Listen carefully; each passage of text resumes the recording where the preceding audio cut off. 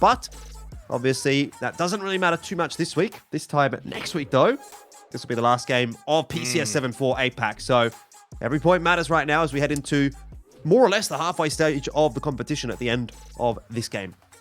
Big game to at least maybe feel a little bit happy going into next week. And there's a lot of teams, especially towards the bottom half of the standings, that are not too far away. This is what we've been talking about throughout this entire event, Jordan. For the first time in a long time, it is actually really close towards the bottom. There's not, one or two teams generally in the past are like really bad. So had literally nothing tonight from Jowman and DuckJuice. So honestly, it's surprising actually that Canaxi is letting you down because Buriram's been doing pretty well. Yeah, Canaxi is probably the one that he's really struggling out of all of them. I mean, I guess in fairness, Nordra is going to probably soak up a lot of the kills, but yeah, Canaxi usually is generally up there. As Youngby going to go down to Sapnix, Arena and NGE renewing this little rivalry that has been brewing here on Miramar. Diane, the nade. Why not just pull out the gun though? And the nade does do a decent job, followed up by Van with the headshot too. So a good little combination between Van and Diane. Niall is not quite there yet. Now he's just arriving. So they might still be able to win this one. NGE currently last. And to get out of last, they have to win this fight. Otherwise, it'll be the bottom spot going into next week. Yeah, things not going particularly well on this one. Van, he's got himself another though. Zizzy down on the floor. He's not traded. 18 HP. He'll be safe enough to get that med off. Flash is headed in his direction, but that's not a bother. When you've already popped the med, the rest of NGE are on their way in. Sapnix, he's caught Van eventually. Diane could be a big difference maker though. Peeks from inside the house. That was unexpected. EA just down to the one remaining member, I believe, standing. It is Sapnix. And he's holding patiently. This should be the double swing from NGE. They've gone early. It's a one-man peak, and there's a finish as well from Sapnix to make things look a little worse for where they're not getting it done cleanly, NGE. Sapnix cannot surely clean them both up, though, can he? Oh, he nearly does. They did line up. Firm it from long distance. Canaxi's up. He's fine. Don't know about Pujils though. Spray from Jowman. Well, I've got him on my fantasy, so go on, Jowman. Light them off, up. King. Sololzi gets taken down. No, That's Pujils a big is dead. And Pujils is gone for day trade. Two massive deaths, Jordan, for two top teams in Cerberus and day trade to close out this game. And Skeet, Emma Strawberry, they are basically just following this player of Haisaka, who's solo, pulls out the nade, puts it back, no, throws it, drop jab, will get the down. So Cerberus, two big games in a row, but it's all coming crashing down in the final game of the night. Yeah. I mean, they know who they've spotted because they've got that initial knock, and they're just going to keep chasing, trying to continue to put as much pressure on Cerberus as possible. They saw what they were able to do last game with 3 alive. Now, the question will be, what can they do with 2 alive? To circle in those channel point predictions, I think it ended up being about 80% predicting that it will not be an island circle. And oh no, no, you can't tell me he's done that. He's actively trolling my fantasy team only. What's going on there? Pujils, you're off the team next season, mate. Oh, he's not I've seen back. enough. I have seen enough. Good position as well, and Cerberus towards the coast, obviously for the duo of Tycon and Himas, who are both grouped up from the future, though. Now pushing into Levi's, and Tede really lifting that vehicle up into the air. Doesn't matter, Levi's wins that fight, but there's more to come. Yeah, this is probably not going to go too well for Levi's, all things considered. Trick, he's actually parked that perfectly. He's gone into the garage. And I guess he'll just play this one a little slower. See if he can lock it down with man.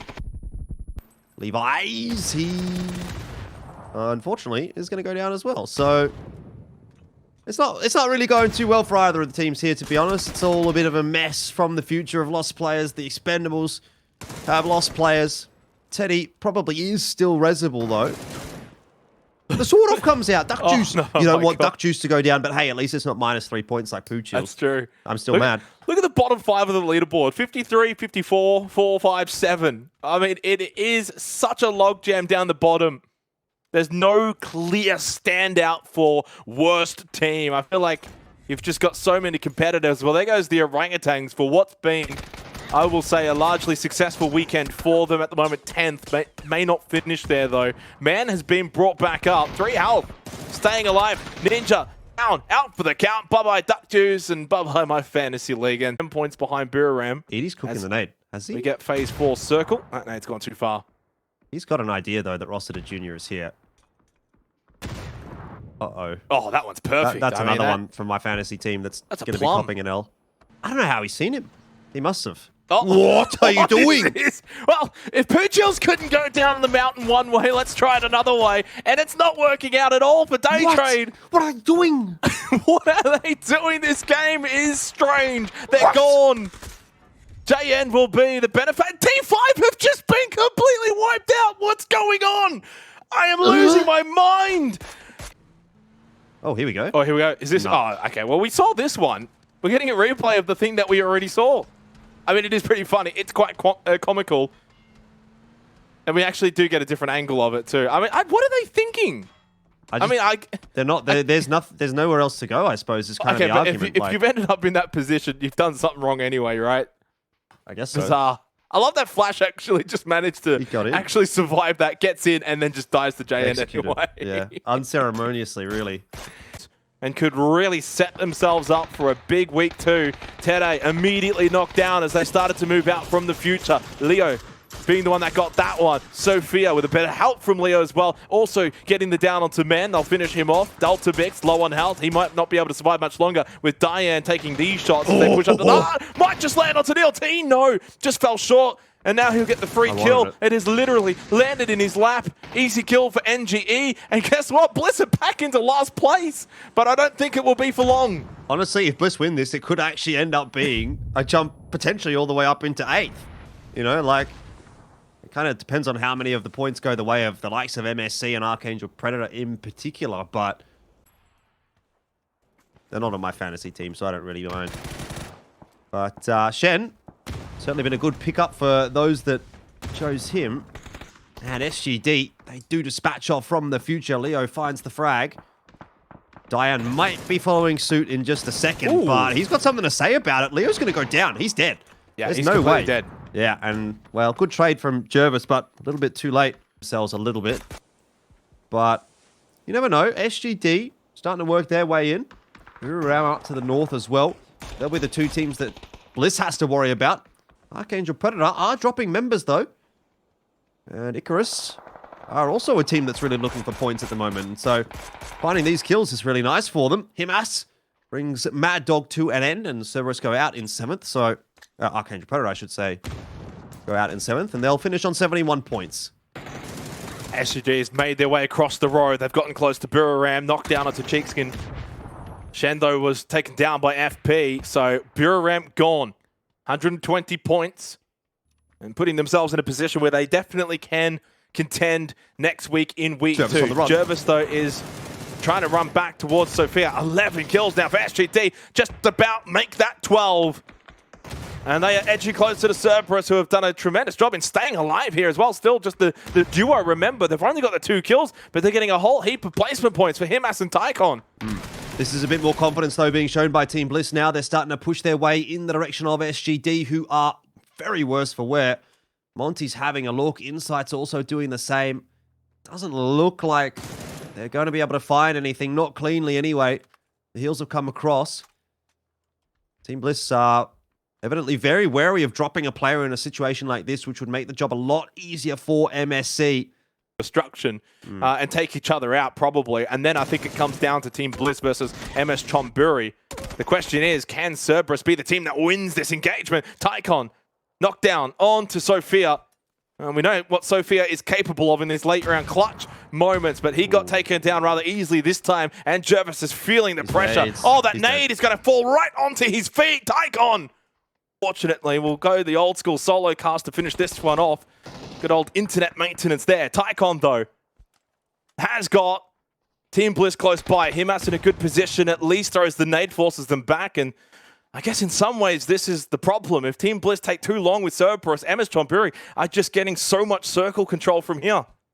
They are getting all of that central position now. Jowman has been able to push up. And honestly, I think, who's the player at the back? I think it's Julio. He could probably wrap up north as well and really then ham in Team Bliss.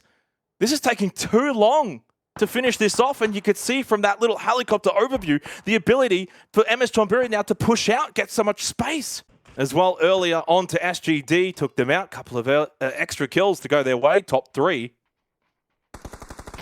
And Team Bliss, they don't know that Tycon's this close. Spray, first one's great. Second one to follow up on the Mirage. Doesn't quite land as many as he so needed to. Nade goes out now from Himas.